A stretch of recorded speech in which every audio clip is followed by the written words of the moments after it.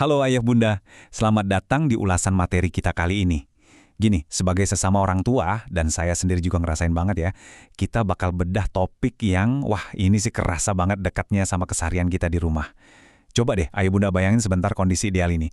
Pagi hari yang tenang, anak-anak bangun, langsung rapiin tempat tidur sendiri, mandi, terus siap belajar.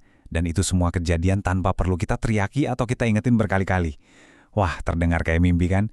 Memang sih, ngebangun kebiasaan baik pada anak itu jelas bukan perkara instan, tapi itu sangat amat mungkin diwujudkan. Jadi, yuk kita selami bareng-bareng gimana caranya mewujudkan kondisi impian itu di rumah kita.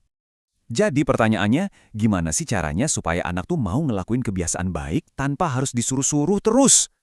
Jujur aja nih ayah bunda, terus-terusan ngomel, nyuruh, dan ngingetin anak dari pagi sampai malam tuh, aduh, nguras energi banget. Lelah rasanya. Kita tuh pasti pengen banget mereka punya inisiatif sendiri, bergerak karena kesadaran, bukan cuma karena takut dimarahi atau kepaksa. Nah, ulasan materi kita hari ini ngasih kerangka yang praktis banget buat ngejawab kegelisahan kita ini. Di ulasan ini, kita bakal ngebahas 6 pilar utama, mulai dari mengubah paksaan jadi kebiasaan, orang tua sebagai teladan, pentingnya visi misi ayah bunda yang sejalan, lalu ngebahas disiplin, iman, dan integritas. Kita juga bakal ingetin buat nggak ngeremehin hal kecil, dan terakhir, alasan kenapa anak yang cerdas aja itu ternyata nggak cukup. Oke, kita langsung masuk ke pilar yang pertama ya, mengubah paksaan menjadi kebiasaan. Intinya gini, yang namanya kebiasaan atau habit itu baru benar-benar terbentuk kalau sebuah tindakan positif udah nggak butuh lagi yang namanya instruksi. Anak ngelakuinya secara nggak sadar karena memori dan tubuhnya itu ibaratnya udah terprogram. Sama persis kayak kebiasaan sarapan. Kalau tiap hari keluarga selalu sarapan jam 6:30 pagi, maka otomatis anak bakal ngerasa lapar dan nyari sarapan di jam segitu. Nggak ada beban, nggak ada paksaan. Nah, persis kayak gitulah seharusnya urusan ibadah, belajar, dan disiplin itu ditanamkan. Lanjut ke pilar kedua, dan ini super krusial, orang tua sebagai teladan.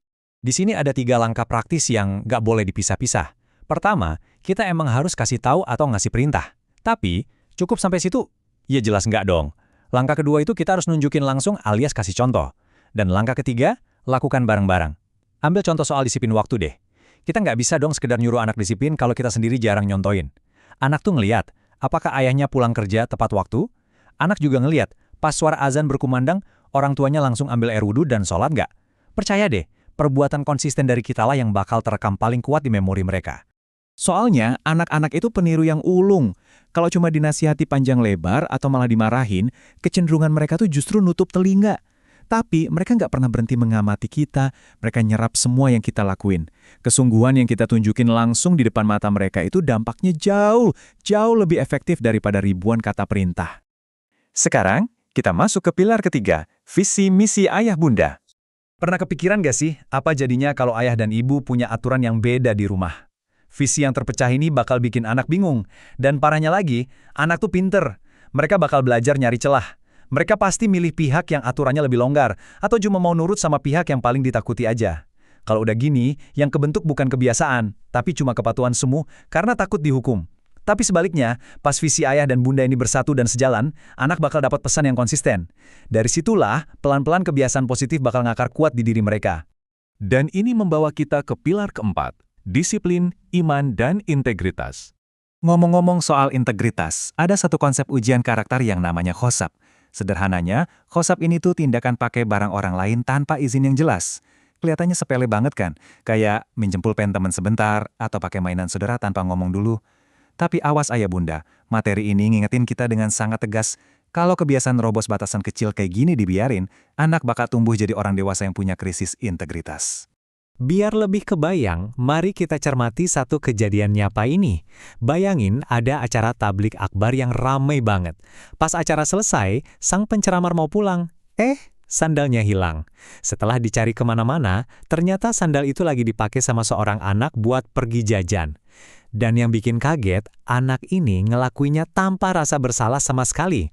Ini tuh buah nyata dari nggak diajarkannya budaya minta izin. Makanya, ngajarin anak buat selalu minta izin, bahkan ke adik atau kakaknya sendiri sekalipun, itu investasi yang luar biasa besar. Suatu hari nanti, kebiasaan kecil inilah yang bakal bikin anak kita tumbuh jadi pemimpin yang benar-benar menghargai hak orang lain. Makanya, kita sampai di pilar kelima, jangan remehkan hal kecil. Ada beberapa contoh kebiasaan kecil yang sebenarnya sangat esensial, kayak minta izin sebelum minjam, sikat gigi dan berwudu sebelum tidur, sampai sesederhana buang sampah pada tempatnya. Kita mungkin sering mikir, itu mah hal biasa. Tapi jangan salah, justru dari hal-hal yang kelihatannya remeh inilah, fondasi moral dan kedisiplinan tingkat tinggi seorang anak itu dibangun. Sebagai buktinya, ada satu kisah inspiratif banget tentang seorang bapak pengurus musola yang usianya udah 65 tahun. Di saat teman-teman sebayanya udah pada kehilangan kebugaran dan giginya banyak yang copot, bapak ini fisiknya masih kokoh banget dan deretan giginya tuh utuh. Rahasianya apa? Cuma disiplin kecil yang nggak pernah putus sejak dia muda. Selalu sikat gigi dan jaga kebersihan sebelum tidur. Bayangin, hal kecil yang dilakuin konsisten aja bisa ngasih dampak sedahsyat itu di masa depan. Tapi sebaliknya nih, kalau hal kecil diabaikan, akibatnya bisa fatal. Ingat kejadian di Tebet Eco Park? Di taman kota yang indah itu, banyak loh pengunjung lokal kita yang notabene terpelajar, habis makan malah buang sampah sembarangan. Mirisnya ada 2 orang warga negara asing yang justru jalan keliling bawa plastik buat ngungutin sampah-sampah yang ditinggalin warga kita. Coba deh, gelar S2 atau pendidikan tinggi itu rasanya langsung nggak ada artinya kalau orangnya nggak punya karakter dasar buat sekedar buang sampah pada tempatnya. Attitude atau sikap dasar inilah yang benar-benar ngebedain mana manusia berkelas dan mana yang bukan. Dan ini bawa kita ke pilar pamungkas kita, pilar ke-6. Cerdas saja tidak cukup. Gini ya, kalau kita ngedidik anak cuma buat sekedar pintar hafal-hafalan atau cerdas otaknya aja, di zaman sekarang mereka tuh gampang banget tergantikan. Buat urusan kepintaran data, mesin AI kayak ChatGPT atau Google itu jelas jauh lebih cerdas. Mesin punya kecerdasan intelektual yang nggak ada batasnya. Terus, apa dong yang bikin anak kita nanti berbeda dan punya value?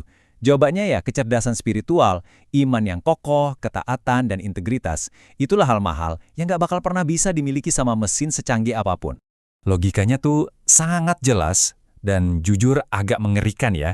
Kecerdasan intelektual kalau nggak dikawal sama kecerdasan spiritual, ujung-ujungnya cuma bakal ngelahirin orang pinter yang pakai kepinterannya buat nyari celah alias berbuat salah. Ingat kan sama cerita Gasap tadi? Kalau kebiasaan ngambil sandal tanpa izin di waktu kecil, ini dipaduin sama otak yang cerdas tapi tanpa iman di saat dewasa, wujud nyatanya adalah korupsi. Mereka bakal jadi orang yang pinter banget mengakali sistem, merampas hak rakyat, dan merugikan negara besar-besaran. Integritas spiritual itu syarat mutlak ayah bunda, supaya kecerdasan anak kita bawa manfaat, bukan malah bawa bencana. Jadi sebagai penutup ulasan kita kali ini, ada satu pertanyaan besar yang benar-benar harus kita renungkan bareng-bareng. Apakah kita hanya ingin mencetak anak yang pintar, atau anak yang berkarakter? Orang pintar di dunia ini tuh udah banyak banget bertebaran. Tapi orang yang jujur, disiplin, dan punya karakter mulia, itu yang masih sangat langka. Ayah bunda, yuk mulai sekarang kita fokus nanamkan kebiasaan baik dari hal-hal yang paling kecil di rumah kita sendiri. Mari kita cetak generasi yang bukan cuma cerdas otaknya, tapi juga mulia hatinya. Terima kasih banyak udah nyimak ulasan materi ini sampai habis, dan sampai jumpa di pembahasan menarik kita selanjutnya.